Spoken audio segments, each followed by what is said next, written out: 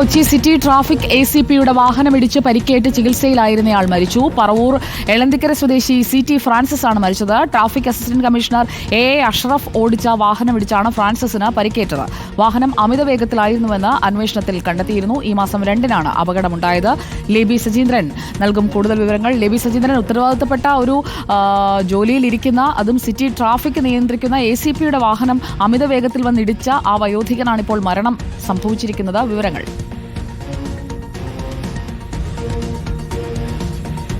സുജയ, കഴിഞ്ഞ 3-ാം തീയതിയാണ് അപകടമുണ്ടായത്. ഈ അപകടത്തെ തുടർന്ന് ഗുരുതരാവസ്ഥയിലായിരുന്ന ഈ വയോധികനെ ആശുപത്രിയിൽ പ്രവേശിപ്പിച്ചിരുന്നു. അന്ന് തന്നെ വാഹനം അമിത വേഗതയിലായിരുന്നു എന്ന് കണ്ടെത്തിയിരുന്നു. അതേ തുടർന്ന് പോലീസ് കേസും എടുത്തതാണ്. അതേ തുടർന്നാണ് ഇപ്പോൾ ഗുരുതരാവസ്ഥയിലായിരുന്ന ഇദ്ദേഹം മരിച്ചത്. ഏതായാലും വളരെ ജാഗ്രതയോടുകൂടി വാഹനം കൈകാര്യം ചെയ്യേണ്ട പോലീസ് ഉദ്യോഗസ്ഥരുടെ ഭാഗത്ത് നിന്ന് ഇത്തരത്തിൽ ജാഗ്രതയില്ലാത്ത പെരുമാറ്റം ഉണ്ടായത് വളരെ കഷ്ടം തന്നെയാണ്.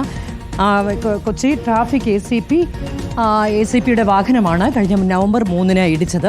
ഇതേ തുടർന്ന് അമിത വേഗതയിൽ വന്ന വാഹനം ഇടിച്ച് വീഴ്ത്തുകയായിരുന്നു ഈ വയോധികനെ. അതിനെ തുടർന്ന് ആശുപത്രിയിൽ പ്രവേശിപ്പിച്ചു. അദ്ദേഹമാണ് ഇപ്പോൾ ഇന്ന് പുലർച്ചയോടുകൂടി മരിച്ചത്. സുജിയ. ഓക്കെ, ലേബി സജീന്ദ്രനാണ് വിവരങ്ങൾ നൽകിയത്. കൊച്ചി സിറ്റി ട്രാഫിക് ACPയുടെ വാഹനമിടിച്ച് പരിക്കേറ്റയാളാണ് മരിച്ചത്.